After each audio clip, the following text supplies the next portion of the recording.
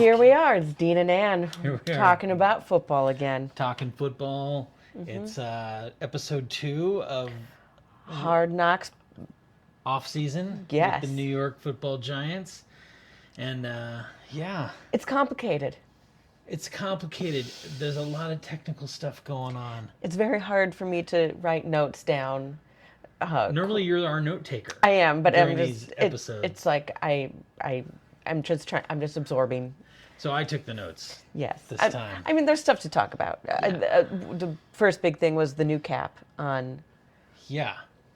They raised the cap. So they started off the last season they had 248 million that they could use for the cap. And they got an email at some point in the early part of this season or this episode where the league raised it to 255.4. Impressive. So, lots more money available, so it kind of changed their strategies a little bit, right? And they talked about it last time, but they are preparing for the scouting combine, where the college players come, college athletes, and show their stuff. Yeah, a lot of skills challenges, and then lots of interviews.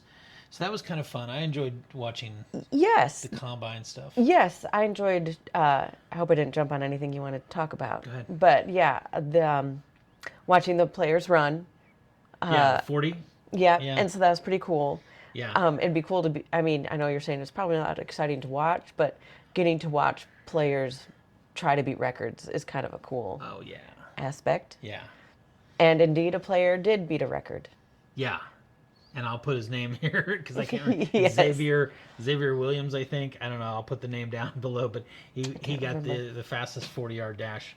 Yes. On record for the combine. So And then the interviewing was very interesting because they were having the players use a whiteboard and write down favorite plays. the quarterbacks. Quarterbacks were writing down plays that they do, and then the interviewers were like, "Okay, now change all those letters to this, and repeat back to me the play I just told you." Yeah. With these, Basically trying to see if these quarterbacks really know what they're talking about, or if they're just repeating something that they've heard.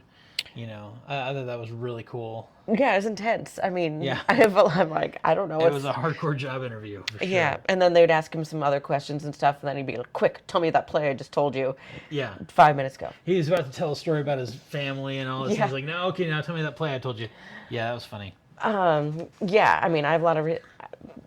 There's a lot of people I feel like don't respect sports, and they're always like sports ball, Yeah. and I feel like they should watch this stuff and see. There's a lot that actually goes into this. It's not easy. No, it's You not. have to work really hard. You have to sacrifice a lot of time for like the things that most people would enjoy, social time, watching television, whatever. These guys are working hard, studying, Yeah. practicing, working out. And yeah, it's an intense when you get to that level, it's pretty intense. Yeah. Yeah. So the team is after a quarterback. They want to try to get a good, solid backup quarterback because they're not quite sure about their current quarterback.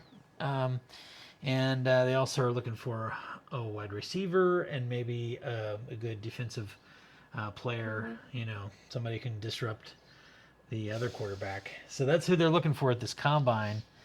And I thought it was kind of cool. They went over, the general manager went over to people he knew in the Patriots organization who are picking 3 picks ahead of them because they're afraid that all those good quarterbacks are going to be gone by the time that they get to pick in the 6th spot. So the Patriots had pick 3. And so they're just he's going over and saying, "Hey, if you're going to try to sell off your number 3, think of us first." I thought that was kind of cool. Yeah. I guess I didn't mention the funny part with the scouting people talking about how fast they could run the 40. Oh, that was the head coach. Oh, that was the head That guy coach? was the head Okay. coach who was talking about it running the 40. Yeah, and Brian they're Diebold. yeah, they're like, "We saw you try to run across the street. You can't run it in under a 7." Is that what you're saying? He was trying to say he could run the 40 in 7 seconds.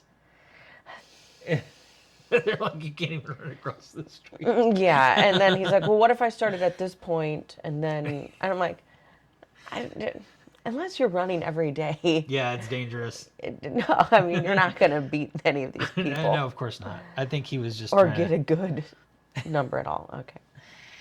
And then they had kind of wrapped it up with Saquon Barkley, and his contract negotiations. So they're basically going to let him go on the free market. Now we haven't researched where he landed so far because this has all happened in the spring. So it's probably all a done deal. And I just didn't want to look in to see what the roster looks like at current or where they landed. So so it's going to be a surprise what happens with Saquon. And Yeah. big drama in New York. So they put him. They allowed him to go into the free agency, so that he can. What they're saying is they can see what his market value is, and then maybe they can get something done based off that. I think the hope there is that they're probably thinking that he has an unrealistic expectation of what his worth is, and so he's not satisfied with their previous contract negotiations, and so this is their way of saying, okay, well, go out and show us that you're worth it then, because if other people want to pay you that crazy money, then let them. Yeah. Anyways, yeah, lots of really interesting math in these first two episodes, and just the numbers thing about who's worth what and all that. It's very interesting. And it was nice to, I didn't catch her name, but it's nice to see a female penetrating a male-dominated world behind the scenes. Sure.